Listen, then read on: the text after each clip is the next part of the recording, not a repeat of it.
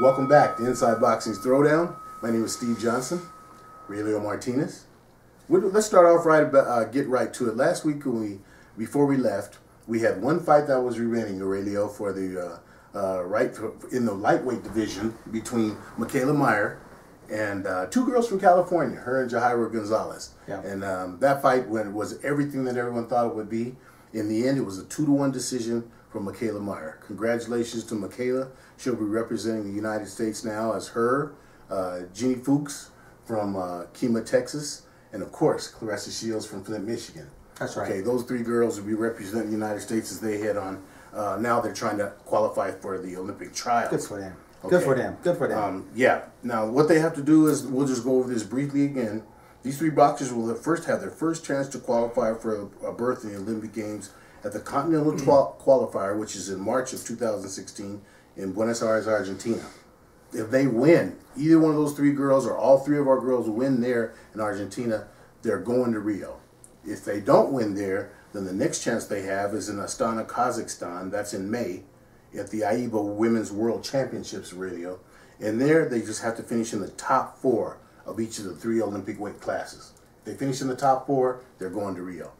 I'm anticipating that our girls are going to go over here to Argentina and get in. But if they don't, they'll definitely go to Kazakhstan. And those are going to be our 3 girls representing the United States in the 2016 Olympics in Buenos Aires, Brazil. Yeah, so it should be these 3 girls. I mean, as a matter of fact, because you say the top 4 in the second one, even if they don't win in this next qualifier, you say the top 4. That's the top 4 out of how many?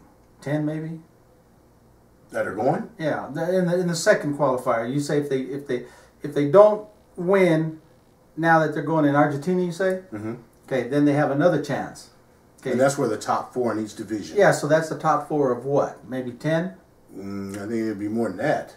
Okay, there's going to be a bunch of girls. Okay, so is there a case scenario that let's just say, can this be a possibility that all 3 of our USA girls lose in Argentina, and then all 3 of them don't qualify in the top 4 over there, then USA will not have a girls team? That's a remote possibility. I mean, is that a possible scenario? But very, very remote, because... Oh, I do too. I think our girls are good. Yeah, I think our girls I'm saying that, first of all, I think that it's almost a given. I'm not the only one that feels this way, but Clarissa's going. She's going to get over here in Brazil, and she's going to win. The only reason I brought that up was because I just wanted to prove a point how stupid this whole system is. It's the USA Boxing, the international people having to mandate how we send a team, and so I mean, it's there. The possibility would actually be there that we would not even have a team. Oh, if you're going to be a negative Nelly, yeah, you can say no, that there's a possibility, but no. I just threw that in, guys, because I'm a stickler. I'm one of the persons that say USA, America should be able to present their own team in the manner that USA wants to do it and send it to the Olympics. They shouldn't have to satisfy anything international when it comes to putting a USA team. I've always said that, and I will always continue to say that. Well, let me say this real quick. It's not over for all of our women. We have the 3 Olympic weight categories, but we have the other 7 weight categories where I have our women that are going to make an attempt to qualify. First is the Women's World Championships, where they're going to be held December the 7th and 12th. That's in conjunction with our USA Men's Olympic Boxing Trials, okay? And that's in Reno, Nevada. Those 7 non-Olympic weight divisions in the elite category for the women, that's age 19 to 40, okay? That's light flyweight, 106 pounds, bantamweight, 119 pounds, featherweight, 125 pounds, light welter, 141 pounds, light heavyweight, 178 pounds, and heavyweight is 178 plus. Okay, so all those girls are going to be there also in Reno and trying to qualify for the World Championships. Okay, good enough on that. Let's talk about something that people want to talk about. Hold on, I want to talk about the USA Boxing. No, this boy's chomping at the bit. As you can see, he can't wait to talk about November 21st. Mandalay Bay Hotel and Casino and Event Center in Las Vegas, Nevada. Oscar De La Hoya, who else? Miguel Cotto Promotions, and then we have Canelo Promotions. These guys are all together in this fight that's going to be HBO pay-per-view. In the main event, we have your boy, Saul Alvarez, Canelo Alvarez, and Miguel Cotto. Okay, radio. That's for the WBC World Middleweight title. That's right. First of all, remember the controversy. There's a catchweight, and all of you know how I feel about catchweights, so we won't even go there anymore. But real briefly, let me touch on the undercard. The undercard we have for the IBF World Bantamweight title, a good fight, which will be Jason Velez, who's 23-0. No, really.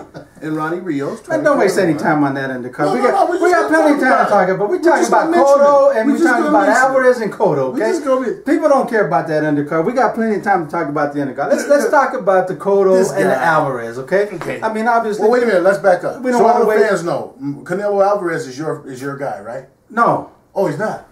No, I don't Okay. think he's going to win. Okay. Okay. We know that. We talked about that before. You say he's going to win. I say he's not going to win. Okay, so Miguel Cotto is your guy. Absolutely. Okay, in this fight, I like to look at fights and analyze them and see who has the possibility of coming out ahead, looking at the fighter's weaknesses, looking at the fighter's strengths and weaknesses, okay? And in this case, I'm seeing Cotto come out on top of this whole thing. First of all, Cotto is on the outside, okay? And what I mean by that, because this is, for all practical purposes, this is an Oscar De La Hoya Promotions, and everybody knows Canelo is Oscar De La Hoya's fighter, okay?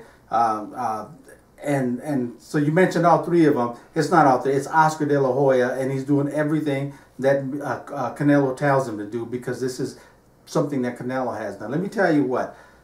Let's talk about the actual fight and the scenario about the actual fight, okay? People don't give Cotto a chance. They say Canelo's bigger. They say he's stronger. They say he's younger, everything, okay? But they don't take into effect who is the true warrior in this bout, okay? Cotto is the warrior. Canelo doesn't qualify as a warrior yet, okay? He does not even come close to qualifying. As a matter of fact, the way he fought Mayweather, he quit. The way he gets tired in his fights, he's not warrior level yet. Where Cotto has never quit on a fight. He has never given up, and he has always given it 100%. And the boy knows how to fight, okay? So my whole scenario, and I'm going to let you go on take, because I know what you're going to say. I'm going to give my time. Here's what I'm saying. Cotto is going to pressure. He's going to pressure fighter. He's going to attack the body, which is going to diminish the power that Canelo can deliver. And I'll tell you what, when it gets into the deep rounds, the yellow streak in Cotto, in Canelo, like it always does, he's going to come out. He's going to cringe. He's going to fold, and Cotto's going to end up winning this fight. Let me tell you, first of all, let's back up, okay? Let's get down. No, I'm not going to talk about the fight first. I'm going to talk about some background stuff, okay? First, we all know that Miguel Cotto he's got a lot of Oscar De La Hoya in him, and that when things don't go right, he changes things up. This is a good example. Hey, now he's over there at the Wild Card Gym in California with Freddie Roach. Okay, now Freddie Roach is the greatest thing since sliced bread. Rejuvenated his career. He says, oh, it's going to be a new Miguel Cotto. Okay, Saul Alvarez has not changed one thing. He's got the same guys he's had with him forever. And guess what? It's nothing different for him. It's the same thing. You talk about warrior, okay? I don't know about you, but I got to see the last fight that Canelo had with James Kirkland. And if you think that he has a yellow streak going down to him, you didn't watch the same fight that I did. James Kirkland is a tough out for anybody. Nobody really wants to see him. Even without Ann Wolf, you don't want to see him. This guy brings it. And that first round of that fight, that was nothing but flat-out war. Canelo actually got hurt in that fight. He fought back from it, came back. He stops. Not only stops, he knocked him flat the fuck out. You know, with James Kirkland, okay? That was tremendous, okay? Miguel Cotto, no way in the hell would he do that to James Kirkland. That's my opinion. But let me just say this. Since you said, you know, you got Miguel Cotto winning this fight, I'm telling you that Saul Canelo Alvarez, if Freddie Roach has already come out and said, we're going to stop this guy. He's run his mouth. Now he's got to back it up. Okay, Cotto's going to have to fight at some point. Canelo stops him if it turns into a fight. Yeah, Cotto's not going to be afraid to fight him. This will not be a case, and I hope the Canelo team is saying that they are going to go into this fight thinking that Canelo's not going to mix it up. Because I tell you what, Cotto's not going to mix it up because they got another thing coming. Cotto is not only going to mix it up, he's going to be elusive. He's going to make Canelo miss, and he's going to make him pay for it. He better be elusive. If he's planning on getting in a fight with this boy, he's not a curling. Cotto's not a curling. He's not going to stay there and let himself get hit. No, let me just end this. Okay? I mean, this guy got hit with concrete wraps. Okay, let me tell you something. Aurelio's big on let's go back on old quotes like he did last time. He made a quote. Don't forget this quote. What did that wolf say? She said, "Don't forget, that little redhead motherfucker can fight." And she's right. He can fight. And for all you non-believers, you're going to find out on November 21st that Canelo Alvarez is the deal. Let me tell you something. You know, this fight hasn't even happened. It hasn't ended. Okay, and Oscar De La Hoya opened his mouth before this fight when Triple G won his last fight. Oscar De La Hoya opened his mouth and said, Canelo will fight Triple G after this. He'll match them together. As soon as Canelo heard that, it didn't take long for that yellow streak to come out. Didn't take long at all. I mean, just the thought of him getting into the ring with Triple G, that yellow streak went whoo. And what did he say? And he said that he will not fight Cotto unless Triple G unless it's at a weight of 155. Okay, so why in the hell is he fighting for the middleweight title right now? Well, okay, listen, we got some issues. I got some issue when the guy wants to be the best in the world, but he wants to pick and choose who he can be the best against. Okay, that's the only thing I'm saying. So. You didn't have a problem with Miguel Cotto picking and choosing Canelo for this fight. But we've got plenty of time to talk about this as we will. But I want you guys to make sure you keep this in your mind. I've got Saul Canelo Alvarez. This guy here has Miguel Cotto. Okay? And as you can see, it's going to be Puerto Rico against Mexico.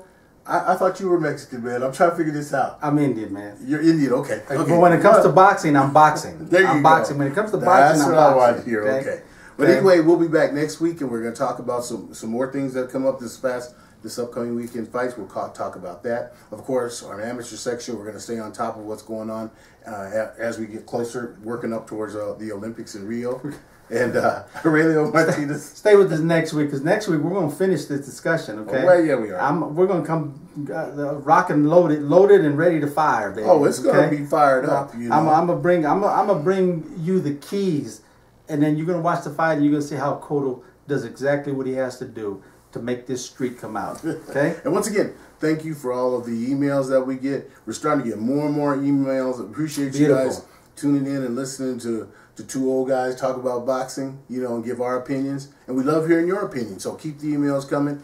editor@insideboxing.com. You got it, baby. All right. Till next week, keep them hands up. Keep them up, baby.